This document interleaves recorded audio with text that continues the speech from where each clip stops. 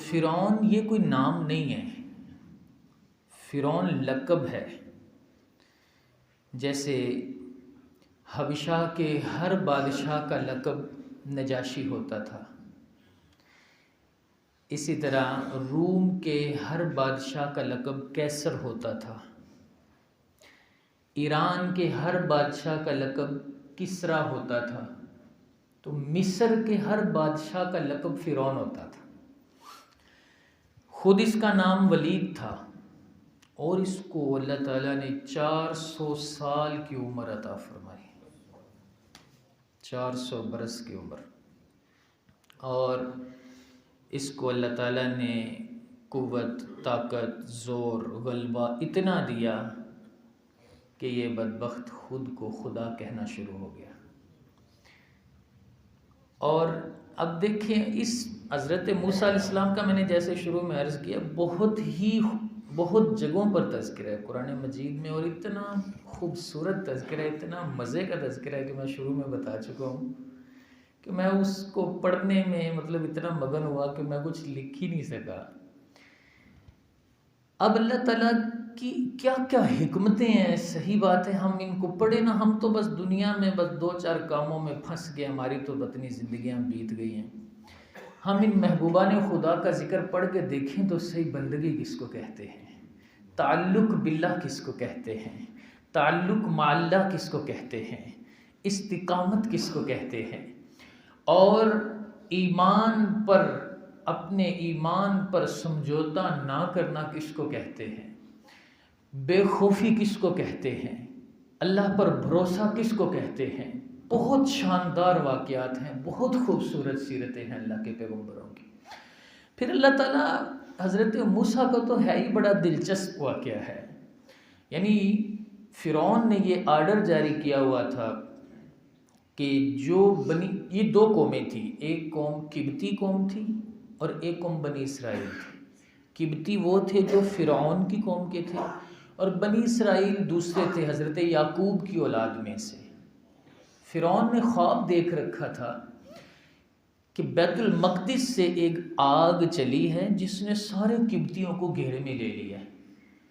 تو اس نے جب کاہنوں اور نجومیوں سے اس کی تعبیر پوچھی، انہوں نے کہا کہ ایک فرزند پیدا ہوگا بنی اسرائیل میں جو تیری ساری سلطنت کا ستیاناش کر دے گا۔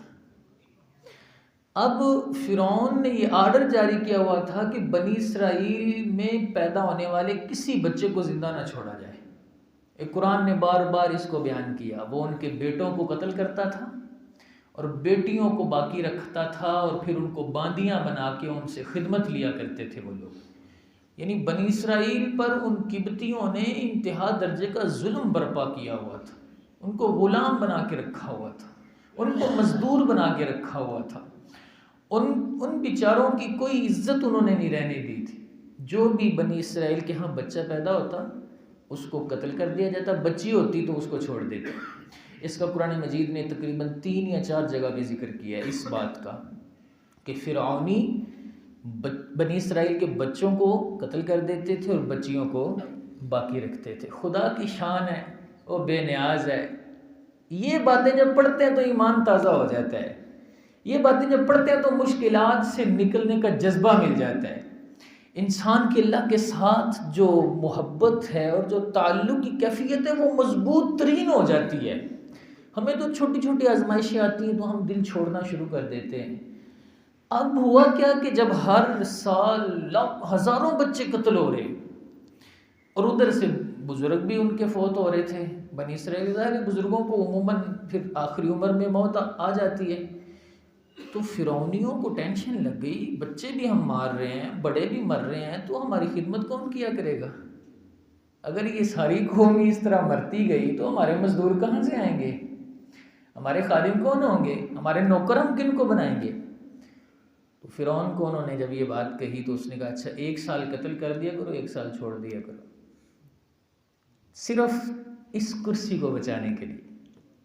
میں نے پہلے بھی کہا تھا اس کرسی پہ بڑے کانٹے ہیں، لیکن اوپر ریشم کا غلاف چڑھا ہوتا ہے، بندے کو پتہ نہیں چلتا۔ حکمرانی کی کرسی کو بچانے کے لیے جو ظلم ہوئے ہیں اس کائنات میں، اور آج تک ان کا نظارہ سامنے ہے۔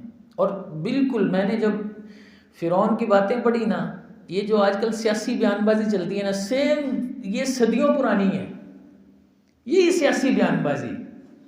وہ تو سارا واقعہ تو میں بیان نہیں کر سکتا۔ جب حضرت موسیٰ نے آ کے دعوت حق دی، فرعون کو رب کا پیغام دیا، اور اس نے آگے سے بحث کی، حضرت موسیٰ کی نے دلیل دی، دلیل کا جواب نہ دے سکا تو بات کو جناب الجھا کے سیاسی بیان بازی شروع کر دی۔ یہ بڑی پرانی ہے، صرف اس کرسی کو بچانے کے لیے۔ اس کرسی پر وہ بھی بیٹھ کر اتر گیا جس کو 400 سال کی زندگی ملی تھی، اور جس کو 4 سال بھی نہ ملے اس کا کیا کہنا۔ اس لیے رب قدیر ہے، وہ قادر ہے، صرف اسی کی بارگاہ میں حقیقتاً جو جھک جاتا ہے نا، اس کو اللہ ہمیشہ کی حکمرانی عطا فرما دیتا ہے۔ حضرت گنجے بخش کو اس دنیا سے گئے، صدیاں بیت گئی، آج بھی دیکھو اہل ایمان کے دلوں پر حکمرانی ہے۔ انگریز نے جب ہندوستان میں، اس نے بڑے مزارات دیکھے، لیکن جب وہ خواجہ معین الدین چشتی اجمیری کے مزار پہ گیا نا، کہنے لگا بادشاہ تو ادھر بڑے کہلاتے ہیں، لیکن جو بادشاہی اس مزار والے کیا نا ہندوستان میں، وہ کسی کی مجھے نظر نہیں آتی۔ یہ رب حکمرانی جس کو دیتا ہے نا، وہ کمال کی ہوتی۔ اب اس نے کہا کہ ایسا کرو، 1 سال قتل کیا کرو بچوں کو اور 1 سال نہ کیا کرو۔ حضرت موسیٰ علیہ السلام 2 بھائی تھے، ایک حضرت ہارون، ایک حضرت موسیٰ۔ حضرت ہارون اس سال پیدا ہوئے جس سال معافی تھی، اور حضرت موسیٰ اس سال پیدا ہوئے جس سال بچوں کے قتل کی باری تھی۔ لیکن فانوس بن کے جس کی حفاظت ہوا کرے، یعنی ہوا ہی فانوس بن جائے، ہوا ہی طاق بن جائے، تو پھر قدرت کے کیا کہنے۔ جس نے بجھانا ہے وہی طاق بن جائے، وہ شمع کیا بجھے جسے روشن خدا کرے۔ جسے رب نے روشن کرنا اسے کوئی بجھا سکتا۔ حضرت موسیٰ دنیا میں آ گئے، حضرت موسیٰ کی والدہ پریشان۔ قرآن کہتے ہیں ہم نے اس کے دل میں بات ڈالی، تو اس کو دودھ پلا، جب تجھے ڈر ہو نا کہ اب یہ نقصان پہنچائیں گے تو اس کو ایک صندوق میں ڈال کے نیل میں بہا دینا، ہم تجھے واپس کریں گے۔ قرآن نے وعدہ کیا ہے۔ ہائے ہائے سبحان اللہ، یہ ہے یار، یہ ہے توکل، یہ ہے اللہ کی اس وحدانیت اور اس سچائی پر یقین کا وہ اعلیٰ معیار جو ہمیں ان پاک باز اللہ کے نیک بندوں کی سیرت پڑھنے سے نصیب ہوتا۔ قرآن کہتا ہے ہم تجھے واپس لوٹائیں گے، تو غم نہ کرنا، تو پریشان نہ ہونا۔ اب میں وہ ساری آیتیں بہت ساری ہیں، میں صرف آج آپ کو مفہوم عرض کر رہا ہوں۔ حضرت موسیٰ کی والدہ نے ایک صندوق بنایا، اس صندوق میں اپنے شہزادے کو لٹا کے نیل کی موجوں کے سپرد کر دیا۔ وہ دریا، وہ نیل خدا کی شان ہے۔ اس نیل سے ایک نہر نکل کر فرعون کے محل کے سامنے سے گزرتی ہے۔ وہ فرعون جو ظالم ہے، جابر ہے، جس نے ہزاروں بچے قتل کروا دیے، رب اسی کے ہاتھوں اپنے نبی کی پرورش کروانے والا ہے، اسی کے ہاتھوں۔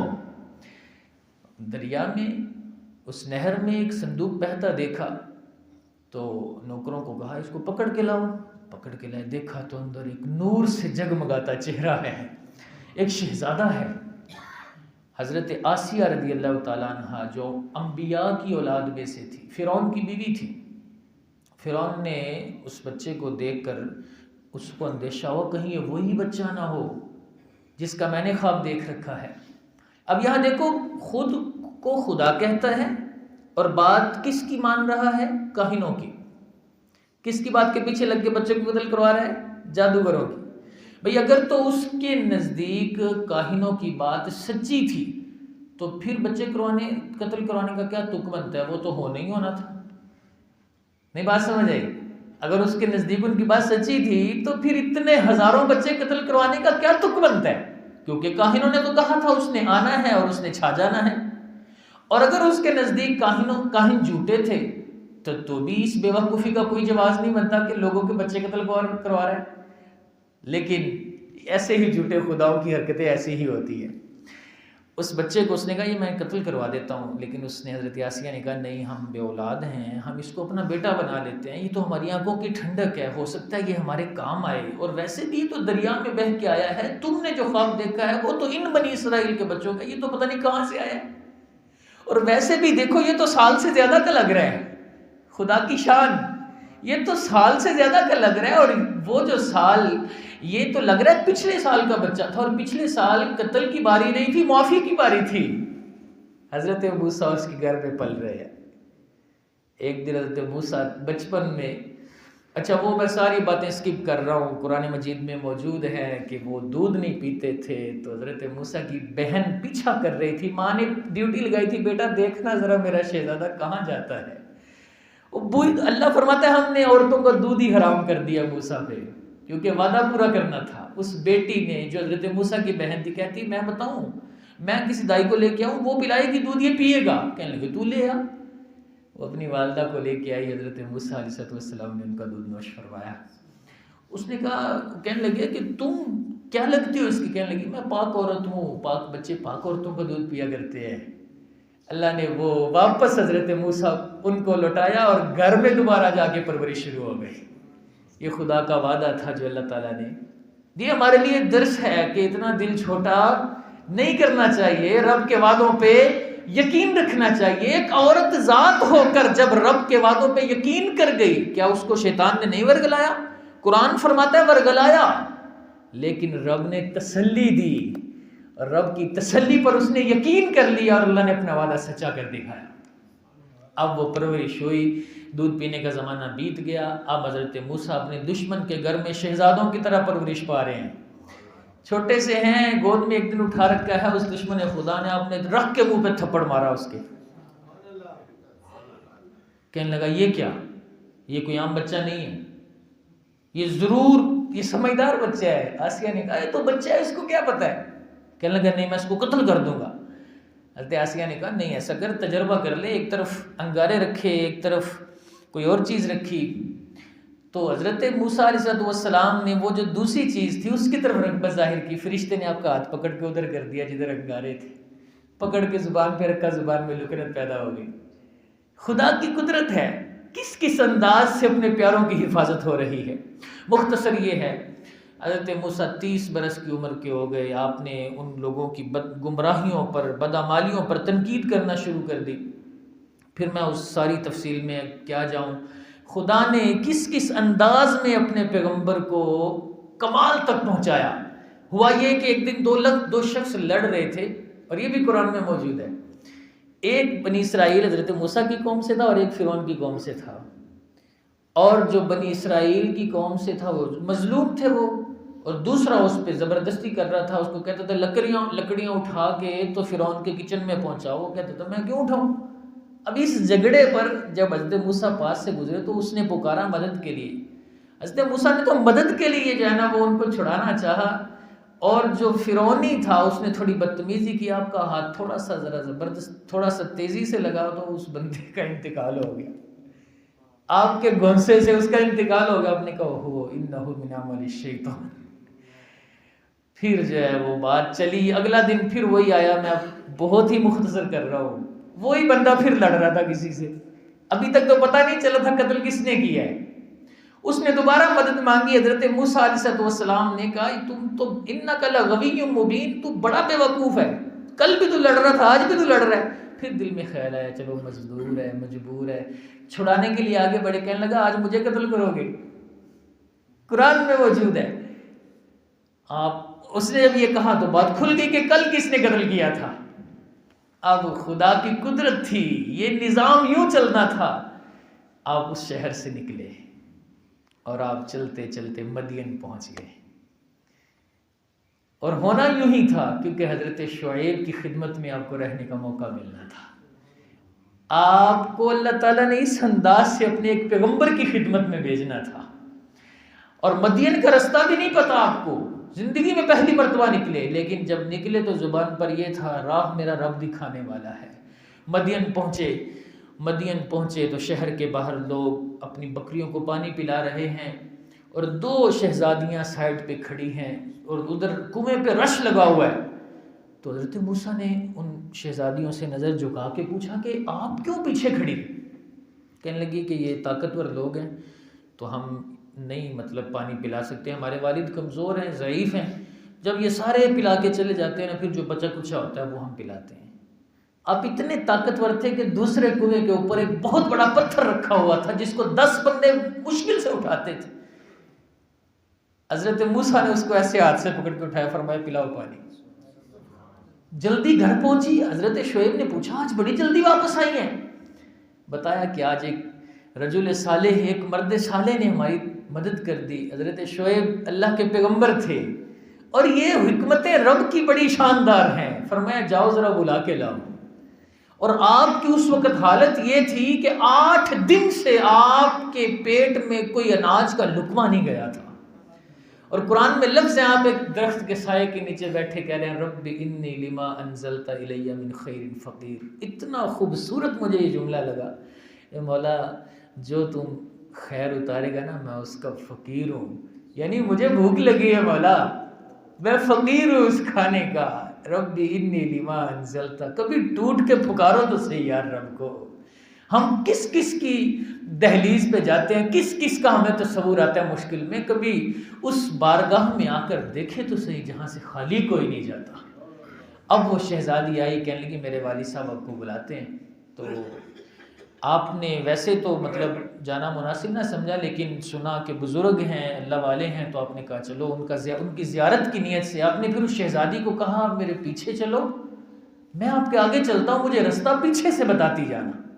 حیا کا درس دیکھیے، کہیں ایسا نہ ہو کہ وہ آگے چلے اور ہوا چلنے سے کچھ تھوڑا سا بھی اس کا قمیض پردہ دوپٹہ کچھ تھوڑا سا بھی سرکے تو کہیں نظر وہاں نہ پہنچے جہاں اس کے لیے پہنچنے کی اجازت نہیں ہے.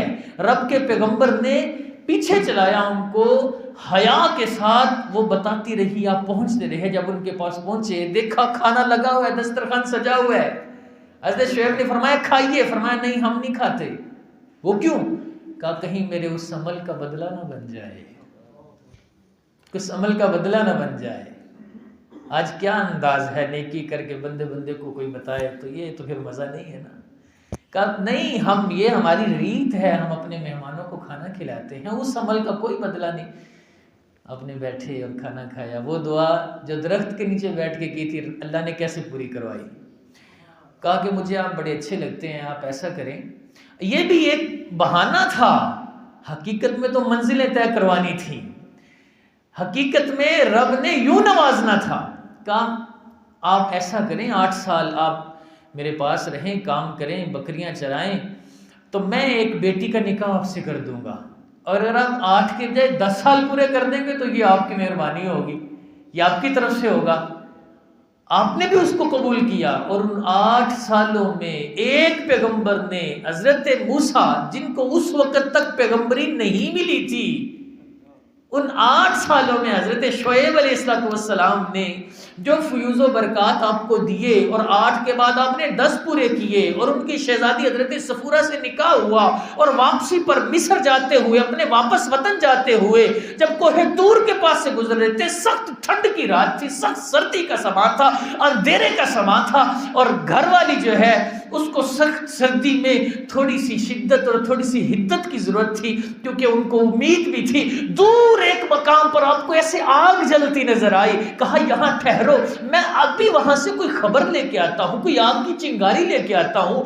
اب وہاں پر گھر والوں کو چھوڑ کے جب اس آگ کے پیچھے گئے نا، تو یہ وہ مقام تھا جس کا سفر کئی سال پہلے رب نے شروع کروایا تھا. تو اس جگہ کے پاس جا کر آواز سنی، درخت سے آواز آ رہی تھی، یا موسیٰ انی انا اللہ رب العالمین. اے موسیٰ میں درخت نہیں ہوں، درخت میں سے رب العالمین کی طرف سے صدا آ رہی ہے. اور وہاں پر آپ کو اللہ کریم نے نبوت کا منصب عطا فرما دیا. کیسا اللہ تعالیٰ نے کرم فرمایا، کس انداز سے اپنے پیغمبر کو نوازا. اور حکم فرمایا جاؤ فرعون کے پاس. اب ذرا تصور کیجئے گا، ایک بندے کے پاس ہم نے 10 سال کام کیا ہو، صرف سمجھانے کے لیے کہہ رہا ہوں، 20 سال کام کیا ہو، محنت کی ہو، مزدوری کی ہو، جان ماری ہو، لیکن پھر ہماری اس کے ساتھ انبن ہو جائے، اور پھر کوئی ہمیں کہے کہ جا کے اس کو کہو کہ میری بات مانو، میرے غلام بن جاؤ، میرے ہاتھ پہ بیعت کر لو. جس کے پاس ہم نے مزدوری کی ہے ہم اس پر جا کر دوبارہ اپنی چڑھائی نہیں کر سکتے. حضرت موسیٰ کو تو 30 سال اس نے پالا تھا. رب فرماتا جا کے فرعون کو کہو میرے ہاتھ پہ ایمان قبول کرے. جا کے فرعون کو کہو، آپ نے اللہ سے عرض کی مولا مجھے تو تو نے نوازا، میرے بھائی کو بھی نبی بنا، ہم دونوں بھائی مل کر تیرا حکم پہنچاتے ہیں، مولا میں نے ان کا ایک شخص بھی قتل کیا ہے، مولا میری زبان میں بھی لکنت ہے، رب اشرح لی صدری ویسر لی امری واحلل عقدۃ من لسانی یفقہوا قولی واجعل لی وزیرا من اہلی ہارون اخی اشدد بہ ازری واشرکہ فی امری کی نسبحک کثیرا ونذکرک کثیرا انک کنت بنا بصیرا قال قد اوتیت سؤلک یا موسیٰ، مولا میرا سینہ کھول دے، مولا میرا کام آسان کر دے، مولا میری زبان کی گرہ کھول دے، مولا وہ میری بات کو سمجھے اس لیے میری زبان کی گرہ کھول دے، مولا میرا ایک وزیر بنا دے، ہارون کو کر دے، مولا اس کو میرے اس کام میں میرا شریک کر دے۔ اللہ فرماتا ہے موسیٰ تیری ساری دعاؤں کو قبول فرما لیا۔ قال قد اوتیت سؤلک یا موسیٰ، تیرے سوال مان لیے گئے، قبول کر لیے گئے۔ تصور کرو کتنی ہمت کا کام ہے اس دشمن خدا کے دربار میں جا کر دعوت توحید دینا، دعوت حق دینا۔ میں نے کہا ہم کسی کے پاس 2-4 دن، کوئی سال 2 سال مزدوری کر لینا تو جا کر دوبارہ اس کے اوپر ہمیں غلبہ ظاہر کرنا ہمارے لیے آسان نہیں ہوتا۔ فرعون نے تو 30 سال پالا تھا حضرت موسیٰ کو، لیکن خدا کا حکم ہے، پیغمبر کو اللہ کیسی شان اور کیسی طاقت عطا کرتا ہے، کیسا حوصلہ عطا کرتا ہے، کیسی ہمت عطا کرتا ہے۔ میں مختصر کروں، آج تو موبائل بھی بند ہے، پتہ بھی نہیں ٹائم کتنا ہوا ہے۔ حضرت موسیٰ اس کے دربار میں گئے، جا کر میں مختصر کروں، جا کر اس کو دعوت حق دی، اس نے آگے سے سوال کیے، آپ نے جواب دیے، اس نے پھر سوال کر دیا اور اپنے لوگوں کو کہتا ہے کہ جناب دیکھو یہ کہتا ہے میں رسول ہوں اور اس کو جواب ہی نہیں صحیح دینا آتا۔ وہی بات جو میں نے ابھی سیاسی بیان بازی کا حوالہ دی ہے، جواب آپ نے جو دیے تھے وہ شاندار جواب تھے، لیکن اس نے سیاسی بیان بازی کر کے کہتا ہے یوں نہیں، کہنے لگا کوئی آپ کہتے ہیں اگر میں کوئی معجزہ دکھا دوں، آپ نے معجزہ دکھایا، لیکن پھر مکر گیا، کہنے لگا یہ جادو ہے۔ اپنے سرداروں سے جو 500 زیورات سے مزین کرسیوں پر بیٹھے تھے، کہنے لگا کیا کرنا چاہیے، ہے خدا اور مشورہ اپنے بندوں سے لے رہا ہے، صاحب لگاؤ، ایسے خدا پھر ایسے ہی ہوتے ہیں، مشورہ اپنے ان سرداروں سے لے رہا ہے۔ کہنے لگے تم ایسا کرو، تم اپنے شہروں سے بڑے بڑے جادوگروں کو بلاؤ۔ حضرت موسیٰ کو کہتا کرو گے مقابلہ؟ فرمایا کریں گے۔ کیا کب؟ کہا جس دن تمہاری عید ہوگی ہم اس دن مقابلہ کریں گے، تاکہ سارے زمانے کو پتہ چلے ہم کوئی چھپ کے مقابلہ نہیں کریں گے۔ جس دن تم سارے فرعونی اکٹھے ہوتے ہو نا کسی جگہ پر، اس دن قال موعدکم یوم الزینۃ وان یحشر الناس ضحیٰ، فرمایا دن چڑھے مقابلہ کریں گے، دن چڑھے ساری خلقت کے سامنے۔ مختصر یہ سارے شہروں سے جادوگروں کو جمع کیا گیا، اکٹھا کیا گیا، جادوگروں کو بڑے ان کو جناب وعدے کیے گئے، ان کو مقربین بنا لیں گے، ان کو یہ کر دیں گے وہ کر دیں گے۔ اب جادوگر مختصر حضرت موسیٰ سے کہتے ہیں پہلے آپ نے کچھ کرنا ہے یا ہم کریں؟ فرمایا تم نے جو کرنا ہے کر لو، ہم بعد میں کریں گے۔ بڑے بڑے جادوگر، ماہر جادوگر، انہوں نے اپنی رسیاں ڈالی، ایسے پوری زمین سانپوں سے بھر گئی۔ اللہ تعالیٰ ارشاد فرماتا ہے موسیٰ خوف نہیں کرنا، تم بھی ذرا ڈالو نا اپنی لاٹھی کو، جو تمہارے ہاتھ میں ہے تم بھی اسے ڈالو۔ تلقف ما صنعوا، یہ ڈالنے کی دیر ہے، جو کچھ وہ کر آ گیا نا، ساری زندگی کی محنت ایک طرف ہے، موسیٰ تیری لاٹھی لمحے بھر میں سب کو نگل جائے گی۔ حضرت موسیٰ نے ڈالی اور سارے جادوگروں کو لمحہ بھر میں زیر کر دیا۔ خدا کی شان ہے، اللہ جب کسی پر کرم کرتا ہے کیسے نوازتا ہے۔ وہ بڑے بڑے جادوگر سجدے میں گر کے کہتے ہیں آج سے ہمارا رب وہی ہے جو موسیٰ اور ہارون کا رب ہے۔ وہ ہونا تو یہ چاہیے تھا نا کہ سارے مان جاتے۔ فرعون نے یہاں بھی سیاسی بیان بازی کی، کہنے لگا تم نے میری اجازت کے بغیر ہی موسیٰ کو مان لیا، یہ تمہارا بھی بڑا استاد ہے، اس نے تمہیں جادو سکھایا ہے۔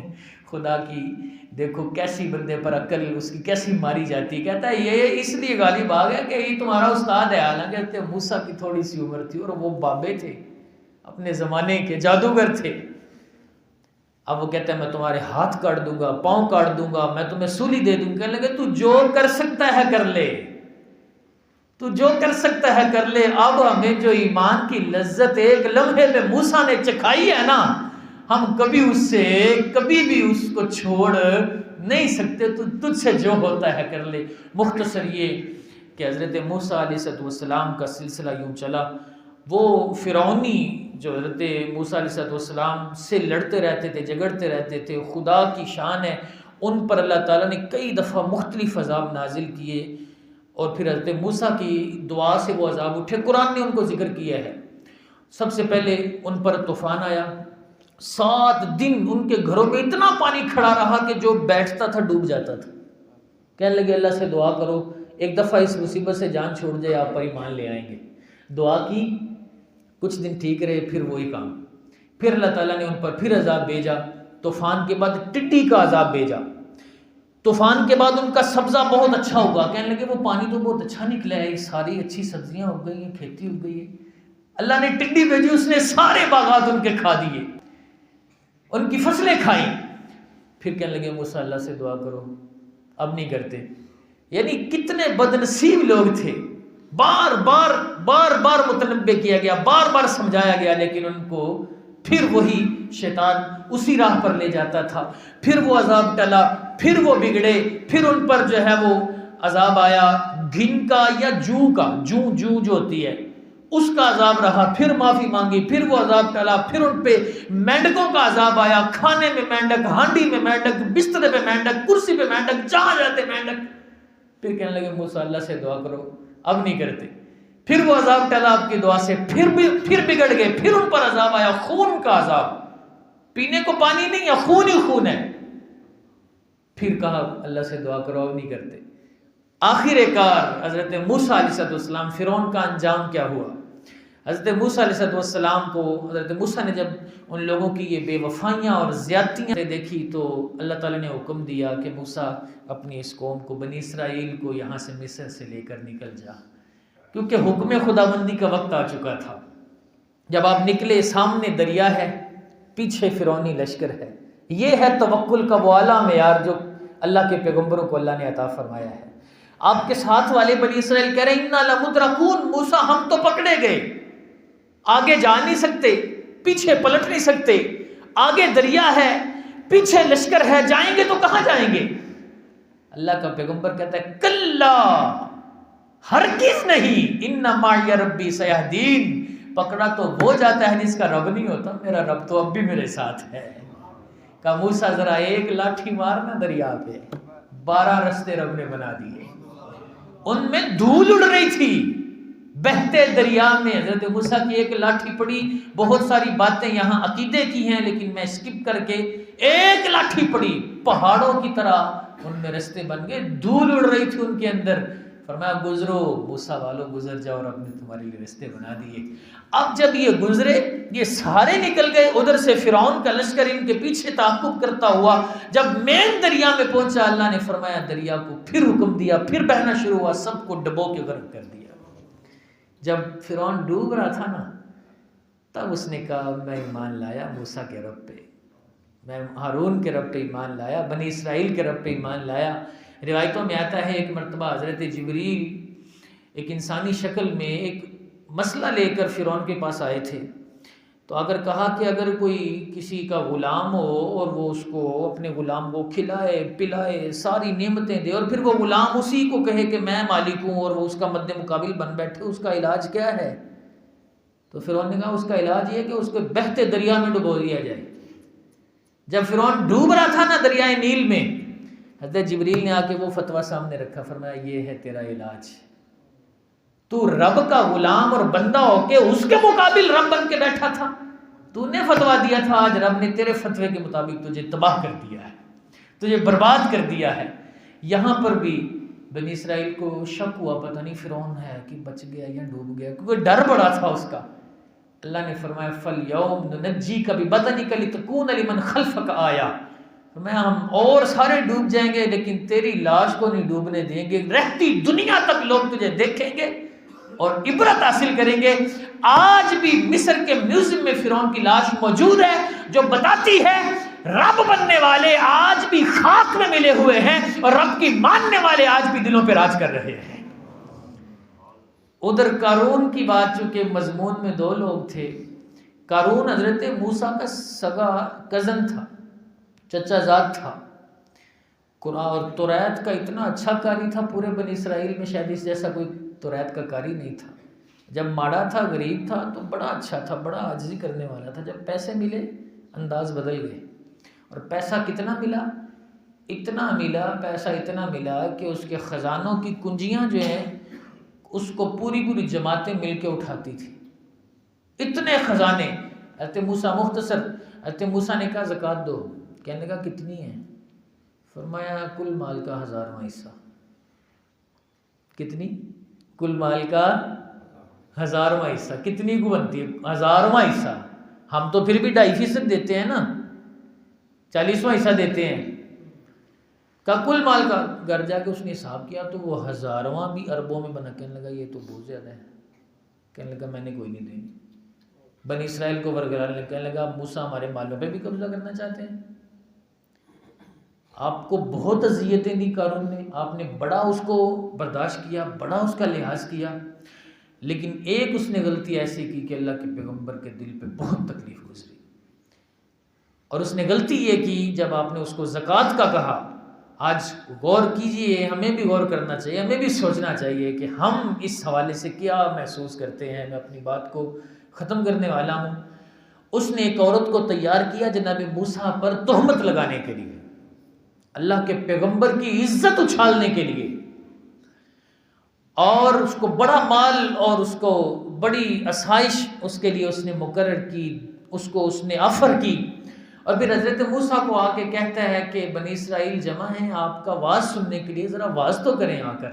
آپ نے آ کے واعظ کیا اور اس میں آپ نے یہ بھی بیان کیا کہ جو زنا کرے گا اس کی یہ سزا ہے. کہنے لگا یہ سزا سب کے لیے ہے یا صرف عام لوگوں کے لیے ہے؟ کہا سب کے لیے. کہا اگرچہ آپ ہی کا مسئلہ ہو، کہا اگرچہ میرا ہی مسئلہ ہو. کہنے لگا پھر ٹھہریں، یہ ذرا عورت کچھ کہنا چاہتی ہے. آپ نے اس عورت سے پوچھا تو کیا کہنا چاہتی ہے؟ آپ نے کہا تجھے قسم ہے اس رب کی جس نے بنی اسرائیل کے لیے دریا کو پھاڑ کے رستے بنا دیے، بتا تو سچی ہے کہ جھوٹی ہے؟ وہ عورت جو آپ پر تہمت لگانے آئی تھی تھر تھر کانپنے لگی اور کہنے لگی مجھے انہوں نے پیسہ دے کر تیار کیا ہے، اللہ کا پیغمبر پاک دامن ہے، اللہ کے پیغمبر کے دامن پہ کوئی نشان نہیں ہے.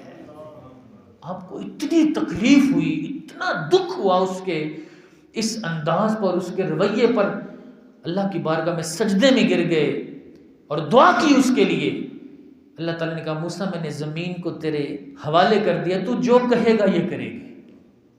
آپ نے کہا جو قارون کے ساتھ رہنا چاہتا ہے وہ قارون کے ساتھ رہے، اور جو میرے ساتھ رہنا چاہتا ہے وہ ہٹ جائے.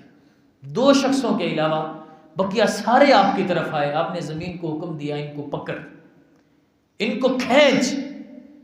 زمین نے ان کو کھینچنا شروع کیا، وہ زمین میں دھنسنا شروع ہوئے اور وہ چیخ پکار کرتے رہے. لیکن رب کے پیغمبر کے دل پر اتنی تکلیف گزری، جب تک وہ زمین میں بالکل غائب نہیں ہو گئے تب تک آپ زمین کو فرماتے رہے ان کو اور لے جا اپنے اندر. اور روایت میں آتا ہے وہ قیامت تک زمین میں دھنستے رہیں گے، قیامت تک وہ زمین میں دھنستے رہیں گے. لیکن کچھ پھر بھی آپ کی قوم بنی اسرائیل بھی بڑی ہی ناشکری قوم تھی، بڑی باتیں ہیں ان کی. اس موقع پر بھی ان میں سے کچھ نے کہا کہ موسیٰ نے یہ سارا مال خود رکھنا تھا اس لیے یہ کی ہے. آپ نے حکم دیا زمین کو، فرمایا ان کا سارا مال بھی تباہ کر دیا. وہ سارا مال بھی زمین میں چلا گیا.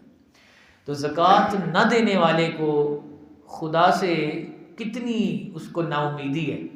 خدا تو فرما رہا ہے تم 1 دو گے میں 700 دوں گا، 1 دو گے تو میں 700 تک دوں گا، اور 700 سے بھی اوپر اللہ تعالیٰ دیتا ہے کہ کوئی آخری حد نہیں ہے.